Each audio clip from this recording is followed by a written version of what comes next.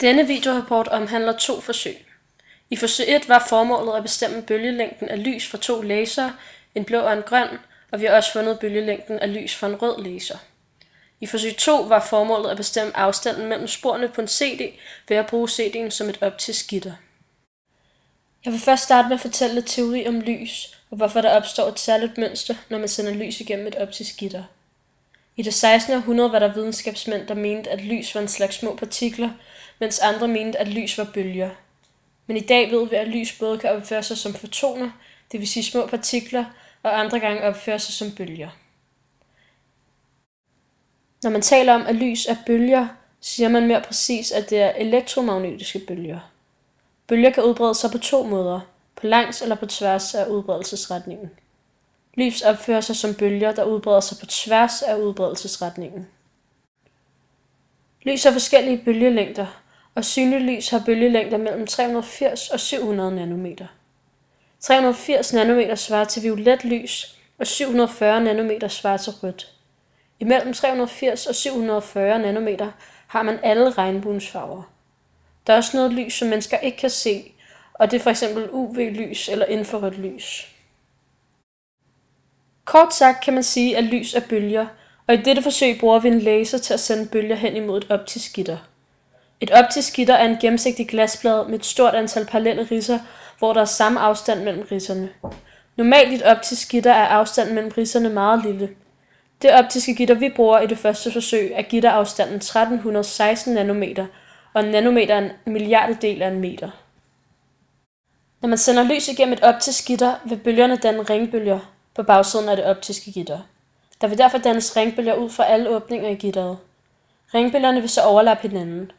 Når bølger overlapper hinanden, vil de påvirke hinanden. Man siger, at der dannes interferens. Interferensen kan både være konstruktiv og destruktiv.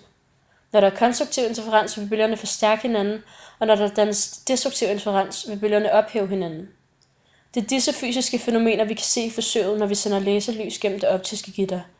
De konstruktive interferensbølger vil danne kraftige lyspletter på væggen, og de destruktive bølger vil ophæve hinanden. Lyspletterne vil danne et mønster på væggen. Pletterne fordeler sig symmetrisk på midterpletten, det vil sige den plet, hvor lys ikke afbøjes. Denne plet kaldes for 0. orden. De pletter, der ligger tættest på midten, kaldes 1. orden, og de næste kaldes 2. orden osv. På figuren er 0., 1. og 2. orden vist. Nu vil jeg forklare, hvordan man bestemmer bølgelængden af lys fra en laser, der sendes igennem et optisk gitter. For at kunne forklare det, vil jeg først vise gitterligningen, som er sinus til vinklen theta er lige med lambda divideret med d.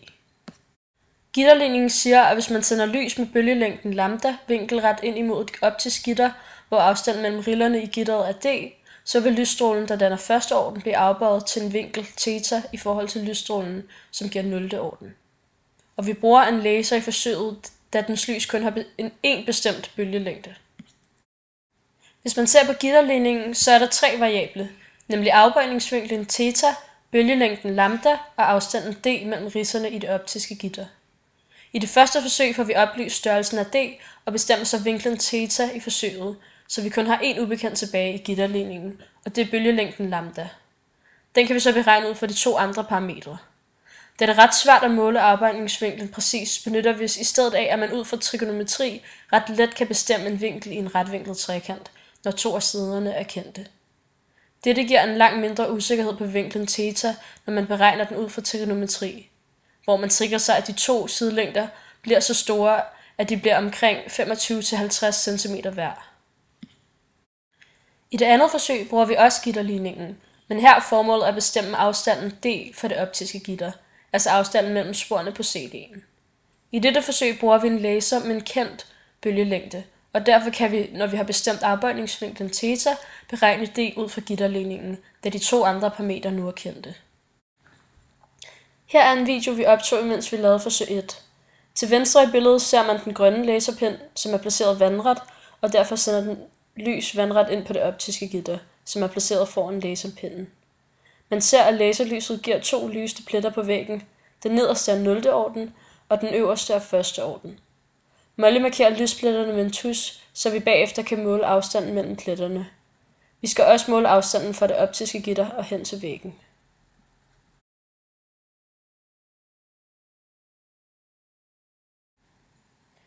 Til venstre ses det optiske gitter og vinklen theta, og til højre ses 0. orden, og over det ses så 1. orden. Og vi har målt den modstående katete til 34,5 cm og den hosliggende til 80 cm. Og da vi gerne vil beregne vinklen, kan vi bare bruge tangensformlen, som er tangens til vinklen er lige med modstående katete divideret med hosliggende katete. Og det har vi så bare sat ind i en spejr og fået resultatet af vinklen er lige med 23 grader.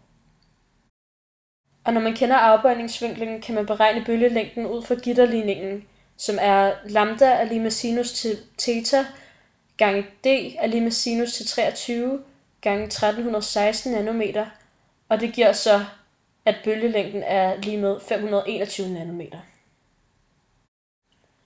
På samme måde som i forsøg 1 bestemmes afbøjningsvinklen theta ved at bruge tangensformen for den retvinklede trekant.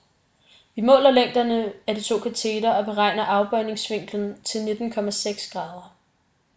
Når vi kender bølgelængden lambda på laseren, 532 nanometer for den grønne, kan vi nu bestemme afstanden mellem rillerne i CD'en. Og så kan vi bare sætte den i vores gitterligning. Og så kan man altså se, at afstanden mellem rillerne i CD'en er lige med 1586 nanometer.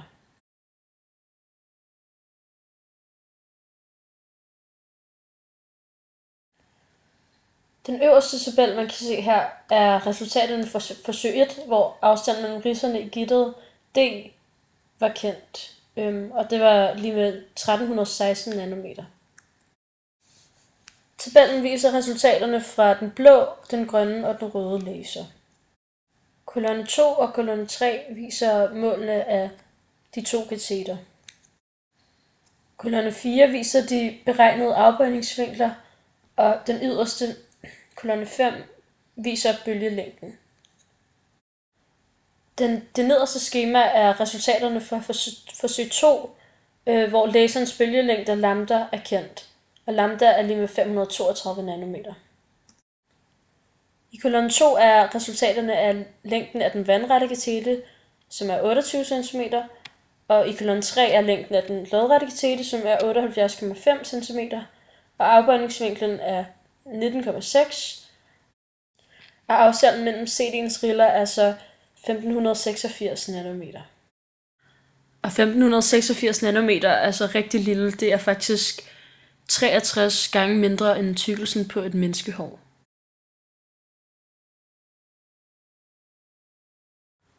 De beregnede og oplyste værdier for lasernes bølgelængder kan man stille op i et skema. Nedenunder skemaet har jeg beregnet fejlprocenten i forsøget med den blå laser til 0,5%, og jeg har beregnet fejlprocenten i forsøget med den grønne laser til 2%. Og for forsøget med den røde laser ligger forsøgsresultatet inden for det oplyste interval for laseren. Og i det andet forsøg har jeg beregnet fejlprocenten til at være 0,9%.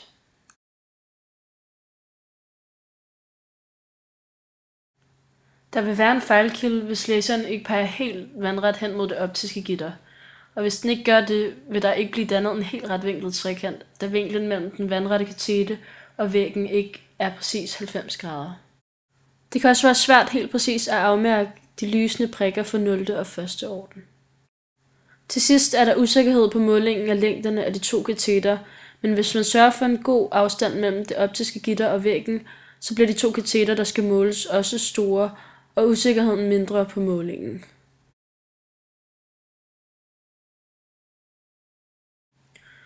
Et mere rødligt lys vil have højere bølgelængde. Rødt lys har jo den største bølgelængde af det synlige lys. Af gitterligningen kan man se, at vinklen må blive større, når bølgelængden bliver større, da lambda står i tælleren. Det kan man også se af forsøgsresultaterne fra forsøg 1. Laserlyset fra den røde laser blev afbøjet mest.